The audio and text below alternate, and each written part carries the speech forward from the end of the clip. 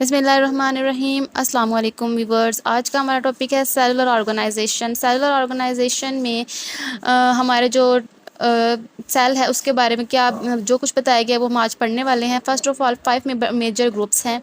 आप देखें 5 major groups में आ जाते हैं prokaryotes number 1, number 2 protist, number 3 fungi, number 4 plants and number 5 animals. तो अब जितने भी लिविंग ऑर्गेनिज्म इस वर्ल्ड में मौजूद हैं, चाहे वो स्मॉलेस्ट है या फिर जो बहुत यानी कि एनहांस या बड़े लार्जेस्ट जिनके सेल्स हैं, एनिमल्स हैं जो बहुत ज़्यादा यानी कॉम्प्लिकेटेड एनिमल्स हैं, लिविंग ऑर्गेनिजम्स हैं, वो सब के सब इन 5 मेजर ग्रुप्स में आ जाते हैं। तो अब हम इसके टाइप्स पढ़ेंगे। जो सेल होती हैं इसकी 2 टाइप्स होती हैं। Number 1 prokaryotic cell and number 2 eukaryotic cell. अब जो प्रो होता है इसका मीन है बिफोर, कैरियोर का मीन है, कैरियो का मीन होता है न्यूक्लियस, यानी कि न्यूक्लियस से पहले वाले जो सेल है, जो जिनमें सेल नहीं है, बिफोर कह लें, या जिसमें सेल नहीं है, वो न्यूक्लियस नहीं है जिस सेल में, उसे हम कहते हैं प्रोकैरियोटिक सेल होता है। और यू का मीन होता है ट्रू।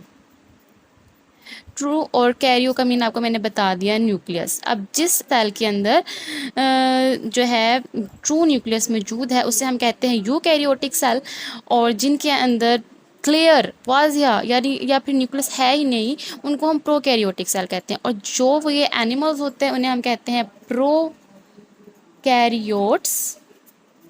और इसे कहते हैं हम यूकैरियोट्स ऑर्गेनिज्म। ये सेल है प्रोकैरियोटिक सेल और ये है eukaryotic cell.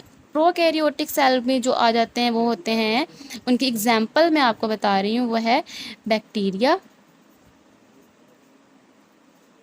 And cyanobacteria.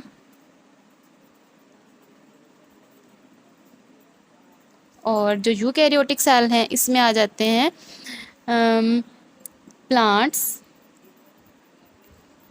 And animals. जो एनिमल का सेल है और जो प्लांट का सेल है वो यूकैरियोटिक सेल है। अब सेल ऑर्गेनाइज्ड हैं, यानी कि अब आपको ये बताने लगी हूँ मैं कि सेल ऑर्गेनाइजेशन क्या है। नंबर 1 देखें, यूनिसेलुलर ऑर्गेनाइजेशन है। अब वो ऑर्गन सेल जिनके अंदर जस्ट यूनि का मीन है 1, और सेल का आपको पता है सेल, जिसके अंदर एक सेल होगा ना वो यूनिसेलुलर ऑर्गेनिजम्स होंगे। और यूनिसेलुलर ऑर्गेनाइजेशन में वो ऑर्गेनिजम्स आ जाते हैं जिनके अंदर सिर्फ एक सेल मौजूद है।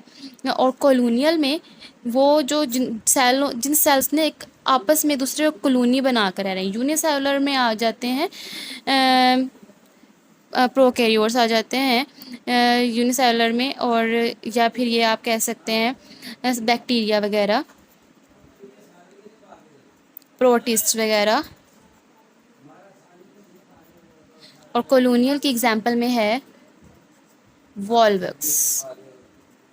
जो वॉल्वक्स है ना, इसमें ये मुख्तलिफ, ये समझे ये एक सेल है, ये वाला मैंने आपको एक सेल बताया, ये दूसरा सेल है।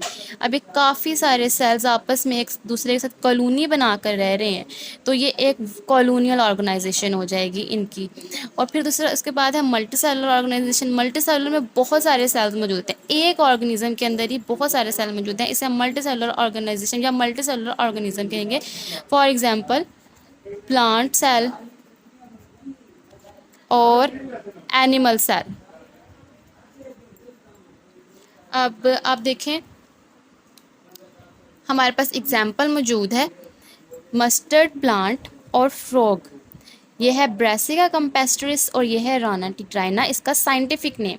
मस्टर्ड प्लांट है, ये भी एक मल्टी सेलुलर ऑर्गेनिज्म की एग्जाम्पल है। और फ्रॉग ये एक एनिमल की मल्टी सेलुलर ऑर्गेनिज्म की आपके पास एग्जाम्पल है। इसका साइंटिफिक नेम ब्रासिका कंपेस्टरिस है और इसका साइंटिफिक नेम राना टिग्राइना है।